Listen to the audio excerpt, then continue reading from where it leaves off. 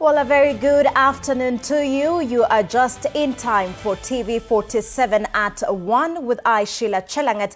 And of course, we do begin right now. Now, former Deputy President Rigathi Gachagua has escalated his legal battle over his impeachment, filing an appeal at the Court of Appeal against a High Court decision that upheld his removal from office. Gachagua argues that the three-judge bench was wrong to find that the Senate's impeachment decision was final and could not be reviewed by the courts, even after finding that parts of the impeachment process violated his rights to a fair hearing and fair administrative action. Now, the former deputy president is seeking to have the Senate resolution passed on October 17, 2024, declared unconstitutional, null and void. He is also challenging the 50 million shillings awarded to him as constitutional damages, arguing that the amount did not adequately vindicate his rights or deter future violations. Now, the appeal now places the legality of his impeachment and the disputed judgment record before the Court of Appeal. He remains free to do so. The experience of the first impeachment of a deputy president to come before the National Assembly under the Constitution of Kenya 2010 might have been a sobering constitutional experience. It may have exposed in real time the structural tensions that compressed timelines have the potential to create when applied to proceedings of national consequence. We commend to Parliament for its serious consideration in the exercise of its sovereign authority to regulate its own proceedings, the question of whether the timelines prescribed in Standing Order 64-2 remain adequate in light of this experience, and whether a timeline that builds in more time for public participation and for the Assembly to deliberate with the gravity that removal from constitutional office demands would not be more befitting of the constitutional moment that the impeachment invariably represents. That acceptance of the petitioner's proposition would invalidate all parliamentary business undertaken since 2013, an outcome they described as constitutionally untenable and absurd. The Speaker of the Senate and the Senate associated themselves with that position on further. Now, the Jubilee Party has condemned the attacks on Linda Mwananchi Brigade in Homa Bay yesterday.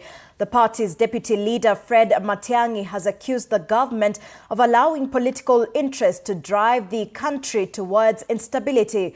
Matiang'i, who is also the Jubilee Party presidential candidate, said the level of violence witnessed during political activities should concern every Kenyan. Thank you so much, SG. It's because we thought that we should do this early because we have a very, very packed day of so many activities.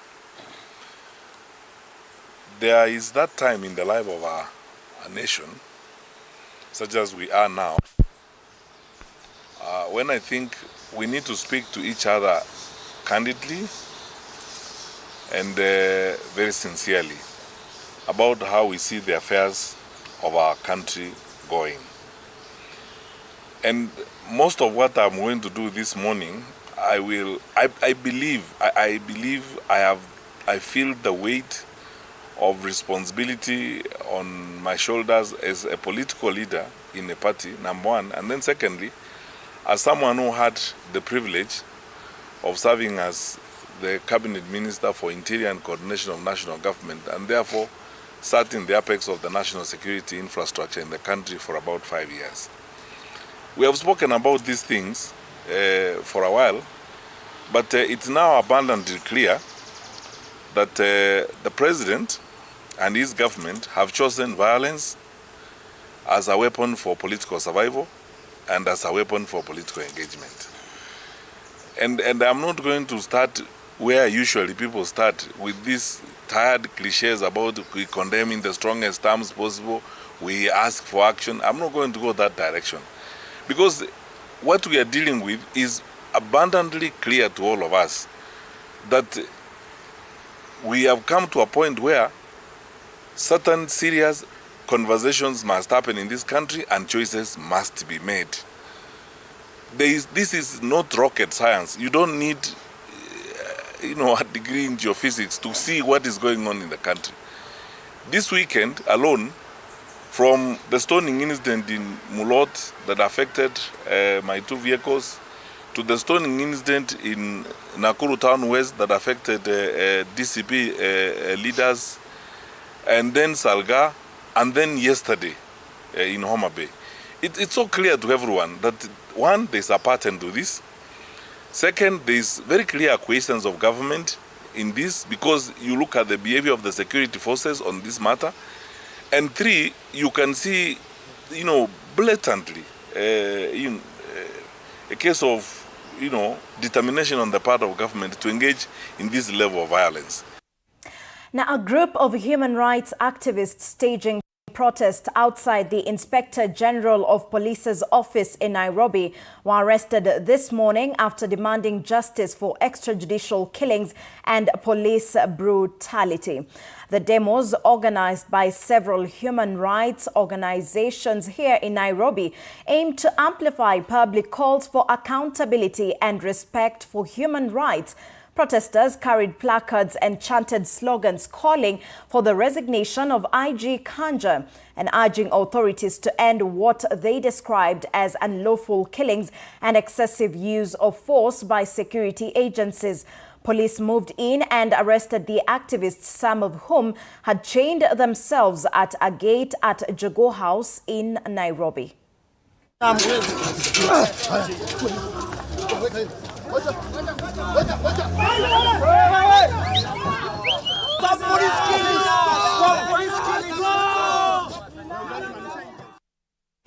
All right, and the national chairman of the Boda Operators Association, Kevin Mubadi, has urged motorcycle taxi riders to distance themselves from politicians who may want to use them to cause violence and unrest as the country heads towards next year's election campaigns.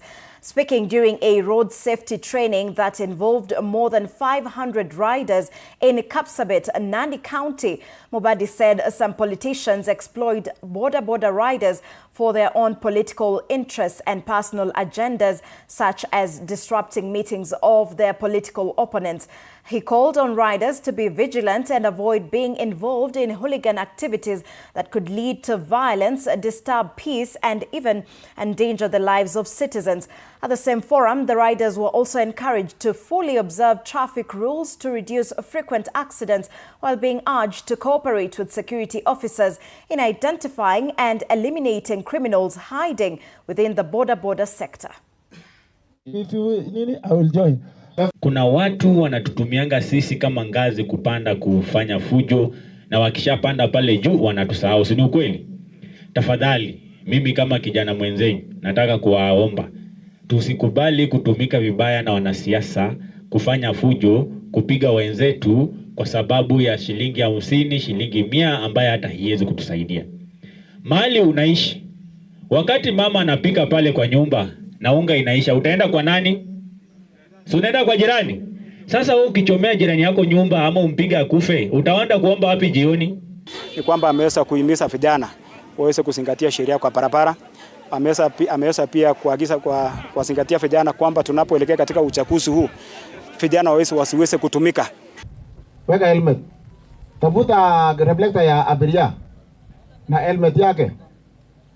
Haya, kata license. Weka insurance.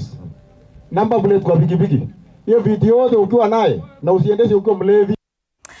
Energy and Petroleum Cabinet Secretary Opiyo Wandayi has urged Siaya residents to support plans to rebuild Kenya's first nuclear power plant in the county. The 500 billion shillings project is expected to generate 1,000 megawatts of electricity and provide a reliable baseload power for industrial growth. Wandai has warned that external forces could influence individuals opposing the project, urging residents and leaders to protect the investment. Construction is set to begin in 2027, with full commissioning expected by 2034 under a public-private partnership. The site was selected partly because Lake Victoria can provide the large volumes of cooling water required for nuclear generation. Hii mradi ya nuclear power plant ni mradi ya maana sana. Hii itakuwa mradi wa kwanza wa nuclear power production katika hii nchi ya Kenya. Na kwa bahati nzuri Mheshimiwa Rais na serikali yake wameamua kwamba hiyo mradi iletwe hapa Siaya County. Na hiyo mradi itagharimu karibu shilingi bilioni 500. Nusu trilioni ya pesa.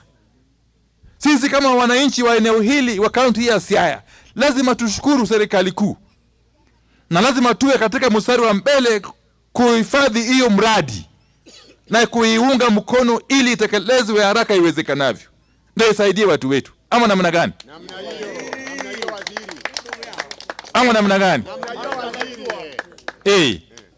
Kwa hivyo wale ambao wako wachache na wanatumiwa na wengine ambao hawapendi development ya hii eneo lazima wakemewe vilivyo. Now, farmers in Uasin Gishu County are counting heavy losses after a prolonged dry spell devastated maize crops. In some areas, crops have withered before maturity, leaving farmers with little option but to turn their failed harvest into livestock feeds.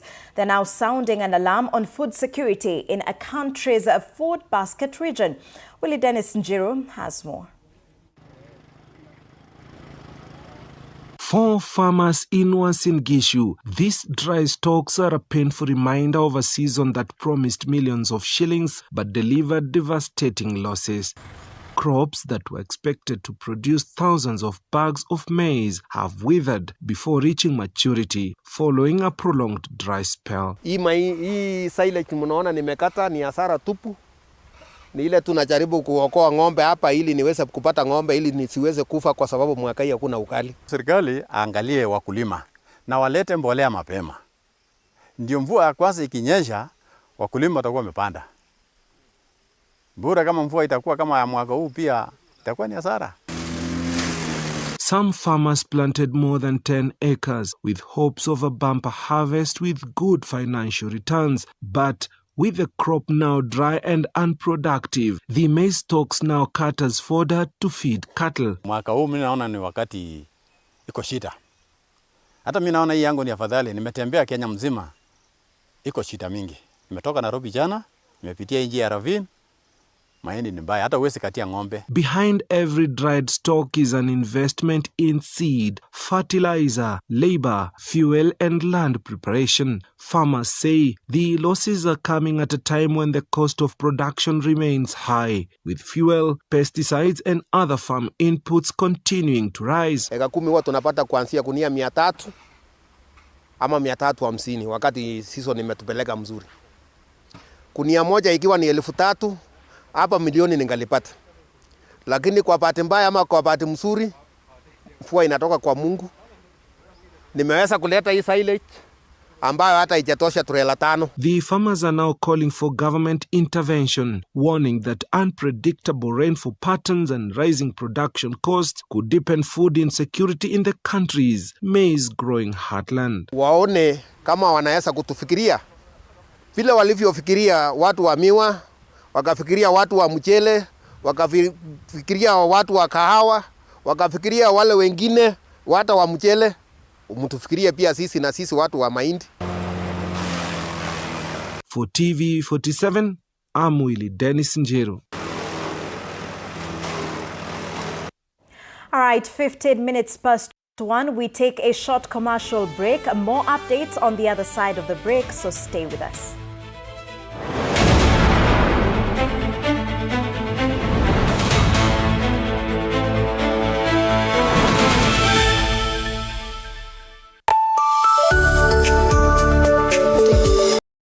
Tengeneza kachumbari na manyanya zinakaa hivi. Ona kiki ni kama kiwaru. Hiyo inaitwa commitment to the lie. Amejicommit.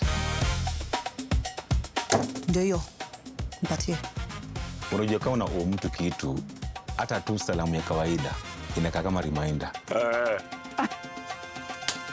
Habari yako? Sintalipa kesho. Kesho gani when? Si kesho ya kesho ya tomorrow. Hiyo time. Mzee ni budi nikamchoka. Ni budi ni madeni. Tuesdays at 8:30 p.m. on TV47.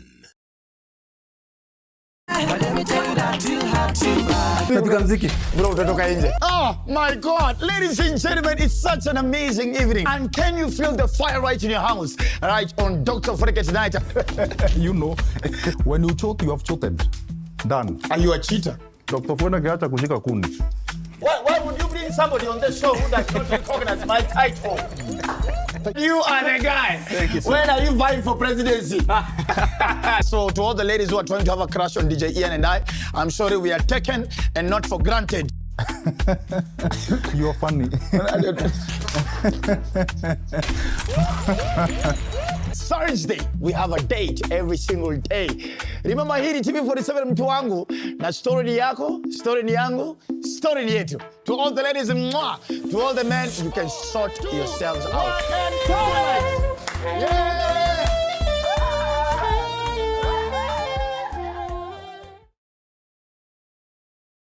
No more excuses. It's time to rise, grind, and own your mornings. Join Coach Shadrach Ouma from 5:30 to 6 a.m. only on TV47. Full body workouts, zero equipment, maximum results. Start strong, stay strong. TV47 Fitness with Coach Shadrach only on TV47.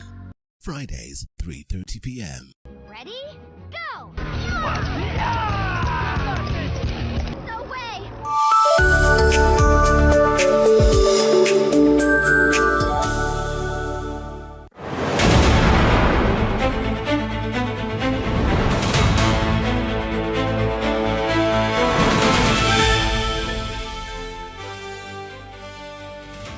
All right, welcome back and thank you for staying with us here on TV47 at 1. Now, the National Cohesion and Integration Commission has condemned the violence witnessed in Homa Bay County over this past weekend. In a statement, NCIC terms the political intolerance as an unfortunate, worrying trend that is against the Constitution of Kenya.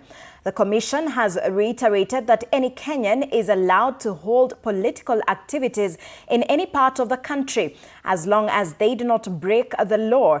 NCIC says it has embarked on the process of summoning and holding those responsible accountable.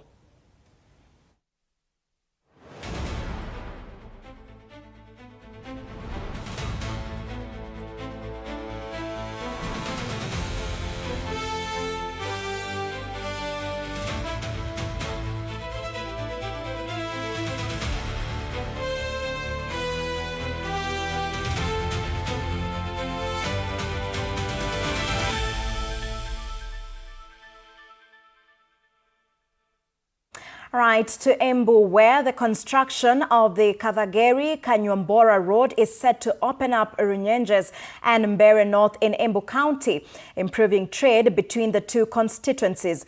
The 2.2 billion project is expected to unlock the potential of an area endowed with tea, coffee, livestock and mangoes, with residents led by Rosemary Muthanji lauding the initiative after years of struggling with the deplorable road. She said farmers were forced to use motorbikes to access markets as traders avoided the area, adding that the project will minimize post-harvest losses. Naona hii njia ikiisha fungua biashara, biashara itaendelea juu mazao yetu itakuwa inatoka kwa mashamba, especially madisi ambayo inachukuliwa hapa na watu wanaenda mpaka Nairobi, itakuwa inaenda kwa njia safi. Our gratitude on behalf of the community for the tarmacking of this Kathageri-Kanywambora road. It has taken many years for this dream to be achieved. Tunashukuru sana kwa hii maendeleo imetufikia huku kwetu Siamanda, juu tumeona hii rami itatuokoa sana. Magari yataongezeka ambayo yatakuwa yanasaidia watu. Hizi bodaboda wakati mwingine bei yake ilikuwa iko juu, lakini barabara ikifunguka magari yaanze kupitia kwa hii barabara, watu watakuwa nalipa bei nafuu. All right, and back to matters politics. UDA party youth leadership across Trans Nzoia County have come out and expressed their firm decision in promoting and championing for sober politics in the country. At the same time, highlighting the need for young leadership and cooperation from the party leadership in the country. Speaking in a UDA forum in Kiminini sub-county, the youth have reiterated the need for sober politics in the country, urging that the electorate must avoid politicians who have bad intention of divisive politics as the 2027 election nears. At the same time, the leadership has urged President William Ruto to visit the county, dismissing claims that he would face hostility during his tour of the county amid rising political tension. Kama kuna kiongozi ambayo ana ukabila afai kuchaguliwa kwa uongozi kwa uchaguzi ambao unakuja 2027, na kwamba tunaomba president wetu aingie hapa Trans Nzoia na aache kuuziwa uoga. Hii ambaye anasikia huku ni kelele tu, lakini yeye ndio baba wa taifa na tunampenda hapa Trans Nzoia na tunasema President William Ruto ni ngapi? Wakati mwingi wanasema wakati vijana wanakuja pamoja mambo mengi yanasonga. Kwa hivyo sisi kama vijana tumeamua kukuja pamoja ili kuweza kuhakikisha kwamba tunasukuma gurudumu la UDA hapa Trans Nzoia County liweze kusonga mbele, na pia pili kuweza kumwomba rais wetu William Ruto aweze kukuja county ya Trans Nzoia, maana jeshi lake tuko tayari kumpokea. Tunaenda kuhakikisha kwamba umoja wa chama cha UDA na viongozi wote tunabaki kitu kimoja. Hatutakubali sasa mtu wa UDA kushambulia mwingine. Wakati tunapoenda katika nomination, hiyo nomination ikue ya haki na uhuru, kwa sababu ni kupitia kwa hiyo nomination ambapo tutapata wanachama wengi na wafuasi wengi wataweza kuangalia kwamba hii chama chetu cha UDA ni chama. Away from that, the family of Eric Moiruri, who was allegedly shot by police after a bar brawl, is at the city mortuary awaiting a post-mortem examination. We now cross over to our reporter on the ground, Michelle Mwangi. Good afternoon. What else do we know?